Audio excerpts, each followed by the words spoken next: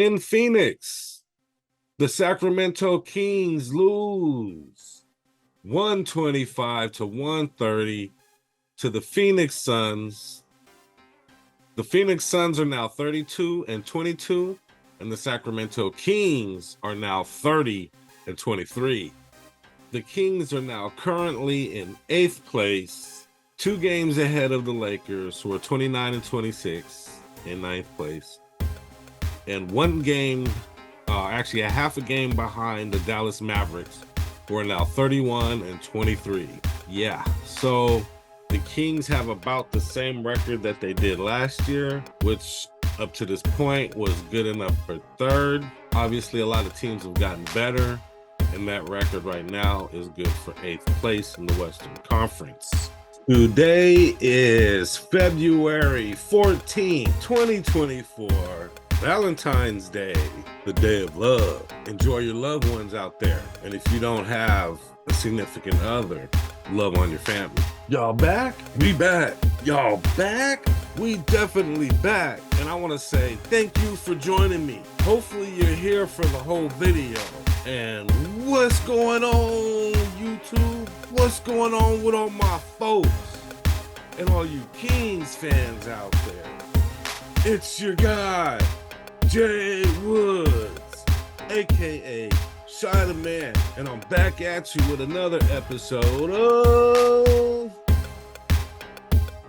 the Kings Morning After, Midday Cup of Joe with Jay.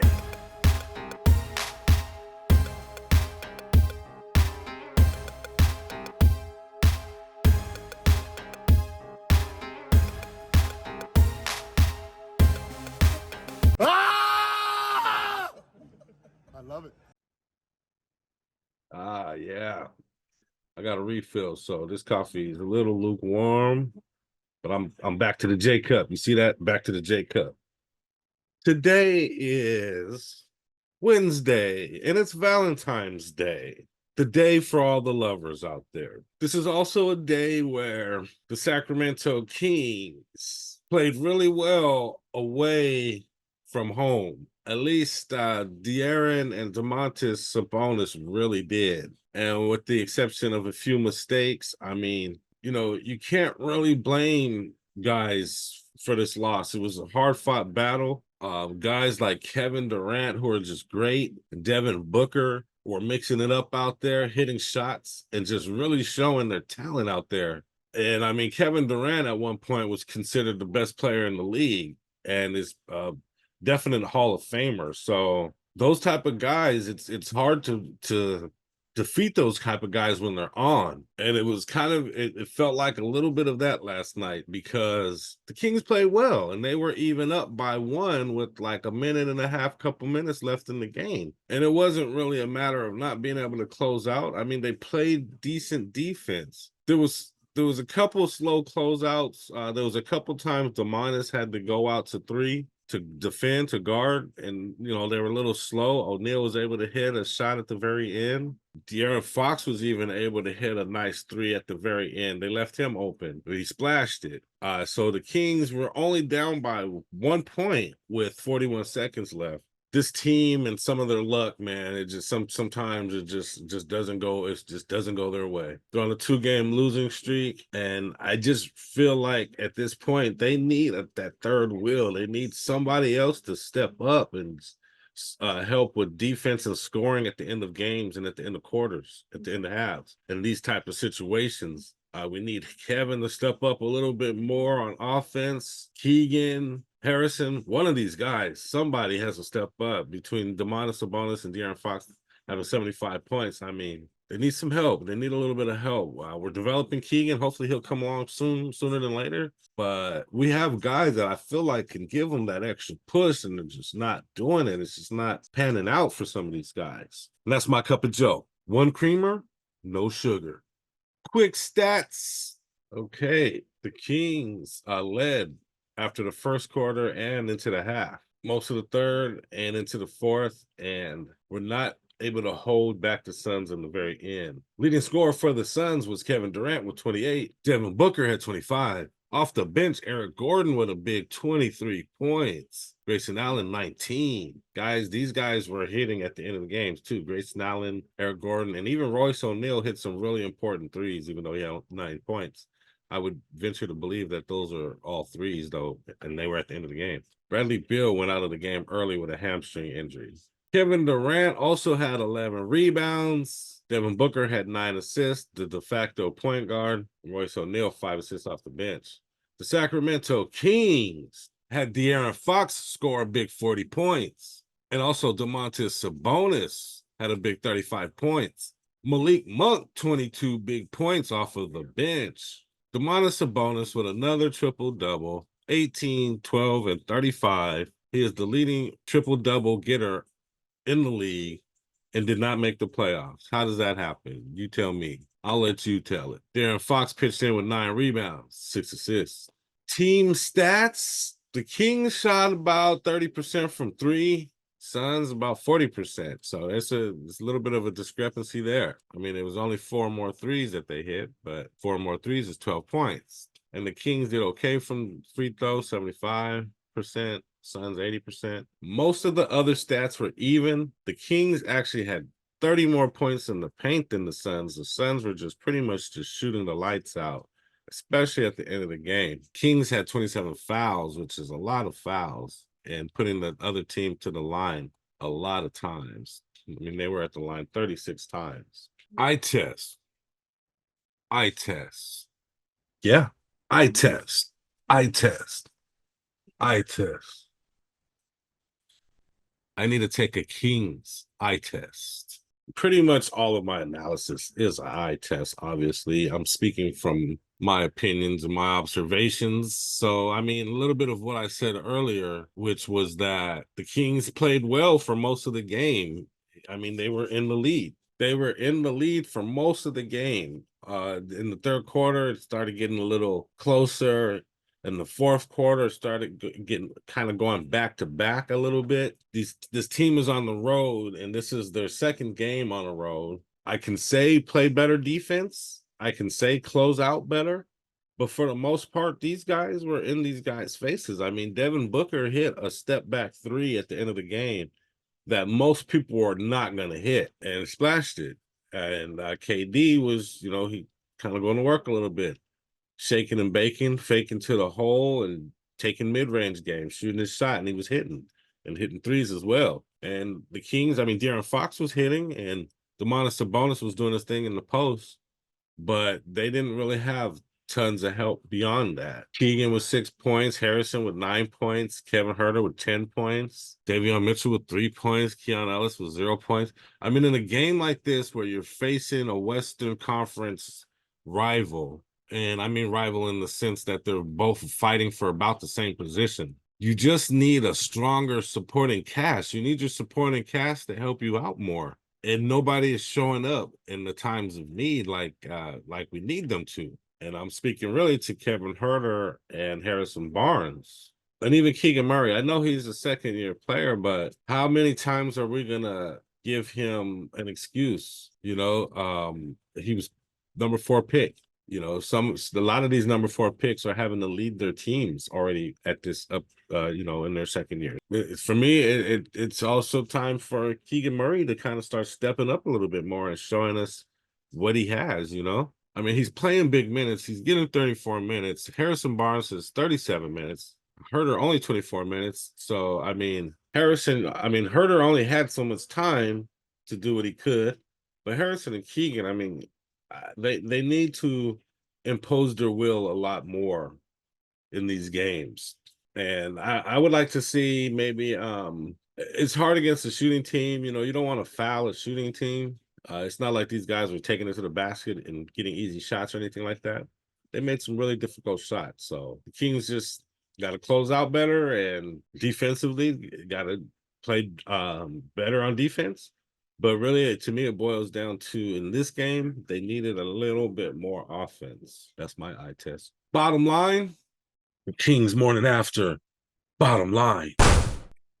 Today's bottom line for this game is that the Kings played hard. They did the best they could. They're on the road. Second game of the road trip.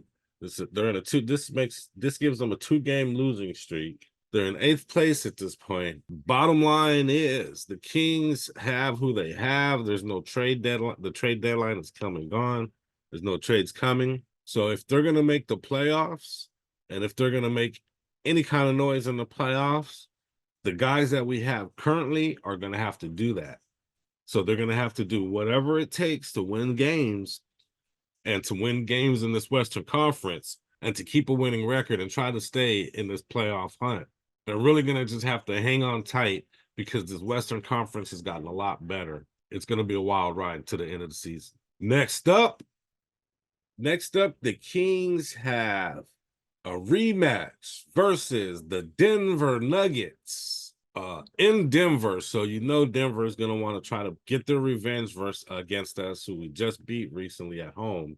This game is tonight, Wednesday, February 14th, Valentine's Day at 6 p.m. in Denver, Colorado.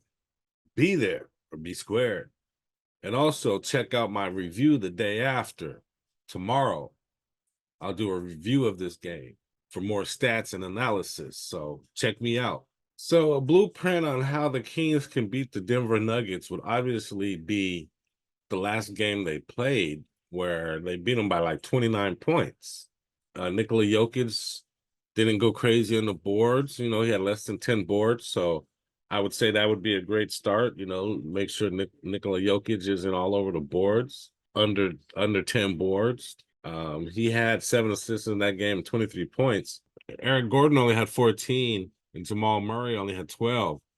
So, I mean, and Aaron Gordon only had 3 rebounds in that game. I think it would be kind of obvious that to stop this team, you would have to stop Nikola Jokic on the boards and Aaron Gordon on the boards.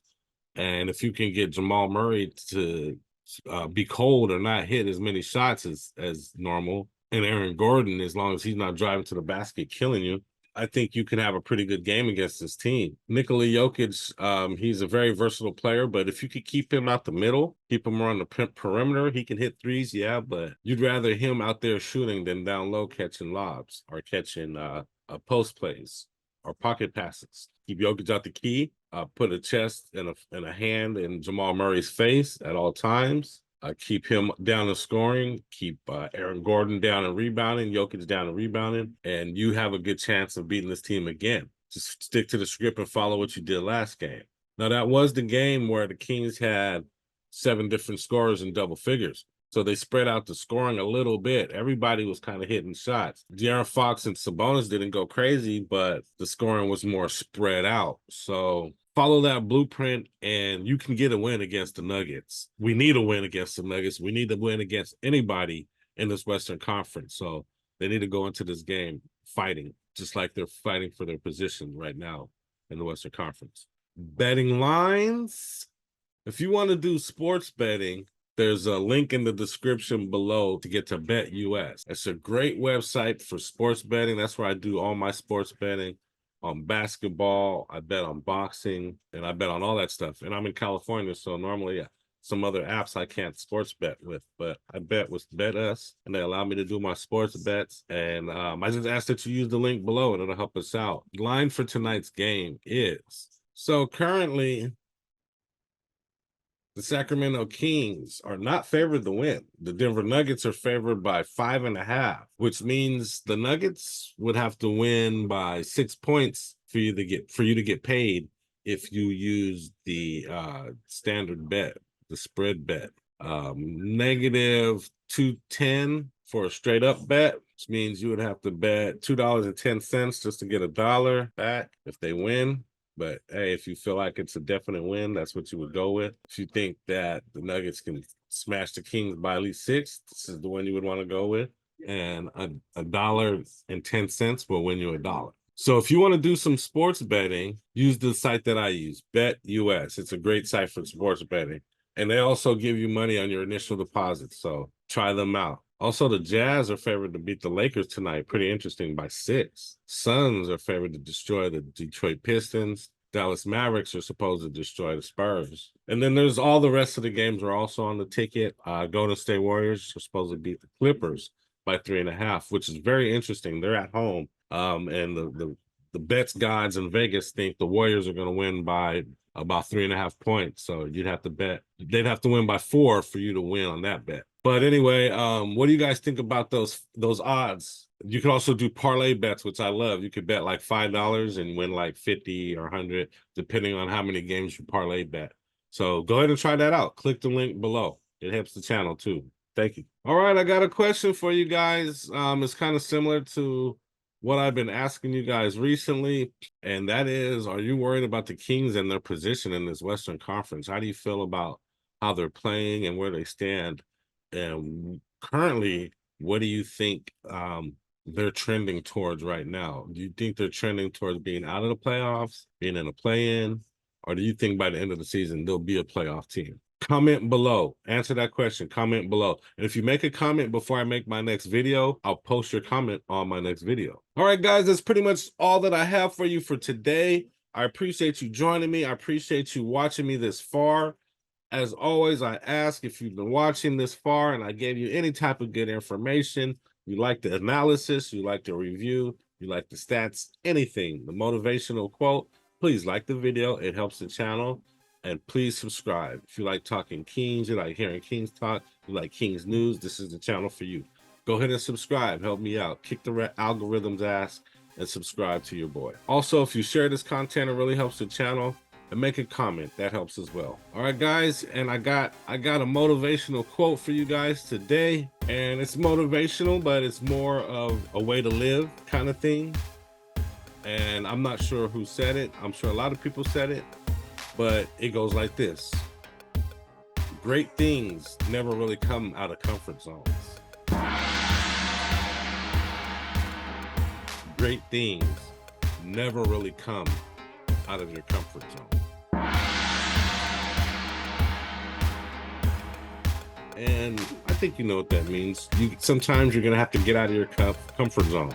Sometimes you're going to have to be in uncomfortable situations. Sometimes things are going to be a little awkward or uncomfortable, but really great things, really good things, and most of your goals that you want to accomplish are going to be, you're going to have to go through some uncomfortable things, uncomfortable situations, or maybe even uncomfortable conversations. Understand that you're going to feel awkward and uncomfortable at times, but when you're trying to be great, it happens. Those things happen, and you just got to get through it, got to fight through it. Fight through those uncomfortable situations and those awkward moments, and you'll make it to your goals. You'll make it to great things. And that's my motivational quote of the day. All right, guys, that's it. That's all that I have. I really appreciate you watching me this far. Thank you for the support. As always, as I already said, like, subscribe, share, and comment. And join me again tomorrow for another episode of The King's Morning After. Midday Cup of Joe with Jay.